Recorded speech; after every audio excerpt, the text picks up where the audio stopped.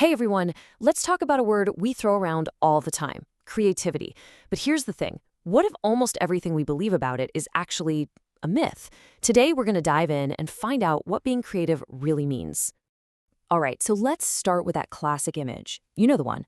When you think creative idea, what pops into your head? Is it that poof, sudden flash of genius, that light bulb suddenly appearing? The whole eureka thing. It looks great in cartoons, for sure, but is that how creativity actually works in real life? Okay, this right here, this lays out the biggest myth perfectly. So many of us get stuck on the left side of this, right? We're staring at a blank page, just waiting for some completely new, totally original idea to strike. But the reality? It's what's on the right. Creativity isn't really about inventing something from scratch. It's more about being a builder. You take things that already exist and you connect them in new, interesting ways. So, okay, if it's not some magic light bulb moment, then what is it?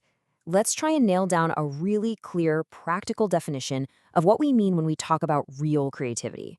And here we have it. The key word you really need to focus on is process. See? It's not a one-time magical event. It's an act of development. You take an idea that's already out there and you build on it. Honestly, this is a huge game changer. Why? Because it completely frees you from that insane pressure of having to start from absolute zero. And it's cool. In Arabic, the word for this is al-ibda. It actually comes from a root word that means to innovate or to start something new. So it just perfectly captures this whole idea of taking what's already there and making it fresh. Pretty neat, right? Al-ibda. Okay, so that's the theory behind it. But how does this actually work in the real world? Let's take a look at how you can spark creativity in a place where it's often desperately needed, the workplace. This is such a great way to see what works and what really doesn't. On the left, you've got that whole pressure cooker method, demanding brilliant ideas right now. That kind of thing just creates stress and basically shuts down the creative part of your brain. But the effective way, over on the right, is all about collaboration. It's getting a team together, people who are actually informed and prepared, and letting them build on each other's thoughts. And get this, here's another huge creativity killer, money. I know, it sounds totally backwards, but this quote really nails it. Promising someone a bunch of cash for an idea often makes the final product worse. The real fuel for creativity isn't some reward you get at the end. It's that internal drive, the simple joy of just making something. All right, so if great ideas aren't forced out by pressure, and they're not just pulls out of thin air, what about that eureka moment?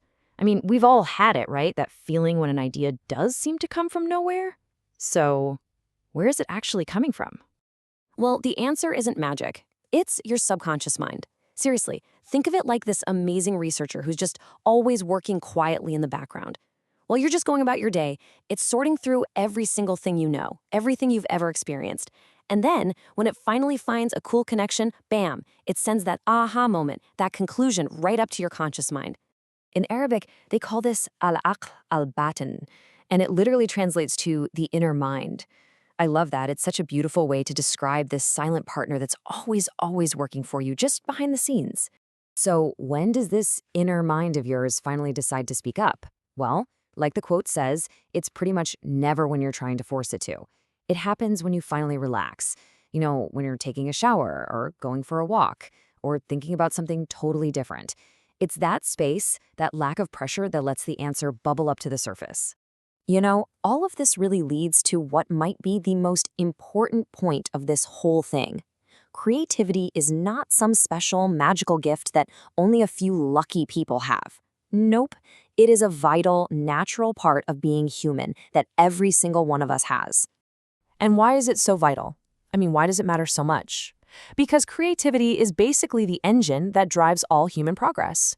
It's not just about painting or writing a song. It's the source of every new piece of tech, every scientific discovery, every clever solution to a problem. It is literally how we grow, as individuals and as a society. And hey, if you ever doubt for a second that you're creative, just watch a little kid for 5 minutes. They are pure, unfiltered creativity. They're constantly exploring, testing things out, experimenting, always asking what if. And they do it without any fear of being wrong. That instinct, it doesn't just vanish as we get older. It's still in there, inside all of us. So, if we all have this trait, the big question is, how do we make it stronger? And that brings us to our final point, which is probably the most empowering one of all. It's time to stop thinking about creativity as this magical gift you either have or you don't, and start thinking of it like a muscle. Take a look at this number, 80%. What do you think that 80% represents? Well, that number, that's the amount of innovative thinking that is not some kind of natural-born talent. It's a skill that you can train. Just let that sink in for a second. 80% of your creative ability can be learned. It can be developed, just like building up a muscle at the gym. Which really means it all boils down to that timeless piece of advice we've all heard. Practice makes perfect. And that's not just for playing the piano or shooting baskets. It's the fundamental law of creativity. The more you actually use that muscle, the stronger it's going to get. And you know what? This idea is totally universal. In Arabic, there's a proverb that goes, Falmu marasa tasna al-itqan, which means practice creates mastery. It's the exact same truth, just understood all over the world. So, there you have it. We've busted some big myths. We've seen that creativity is a process, a skill, a muscle that you can train just like any other. And that really only leaves one question, and it's not for me, it's for you. How are you going to practice your creativity today? Thanks so much for tuning in.